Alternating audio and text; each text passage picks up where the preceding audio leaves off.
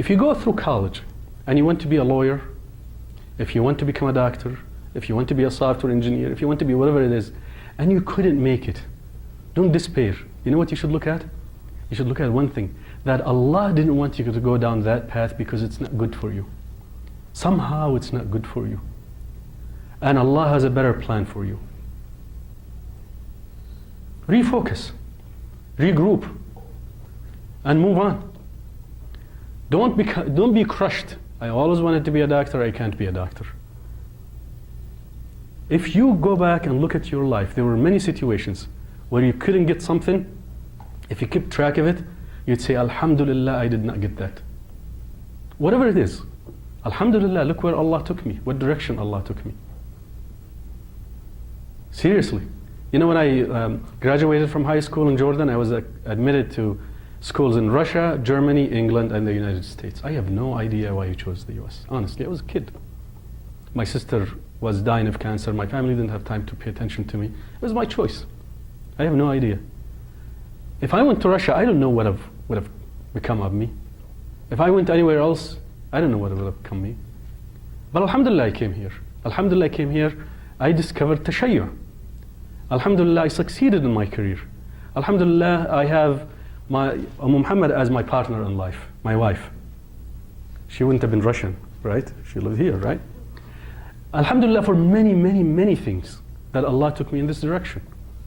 If I went to Russia, I definitely would have been a doctor because I got accepted to medical school. Germany and Russia, I got accepted to the medical schools there. I would have been a doctor. Would that have been better for me? I don't think so. Because I probably would be a hard-working doctor today, dealing with a lot of cases, making a lot of money, guaranteed. And Alhamdulillah, I actually, brothers and sisters, forgive me for saying this, I make a lot more money than doctors make now. Alhamdulillah, Rabbil Alameen. But I would have been, my life would have been taken in a certain direction. You never know what Allah will do with you. But what you need to do is trust Allah.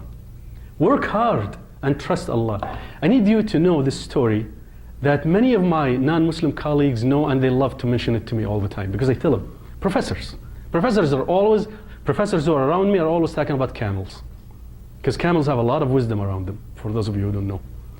This Bedouin, this is a true story, came to the Prophet ﷺ and started talking to the Prophet. He said, I asked him about Islam, and the Prophet taught him, and he became Muslim, and things like that. He went outside, his camel was gone.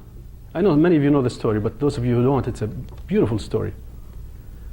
He came back and he said, Ya Rasulullah, my camel is gone. He said, didn't you tie its knee? Camels, to make them stay in place, you tie the knee, because they can't go anywhere, they can't stand. He said, no, I depended on Allah, tawakkaltu ala Allah.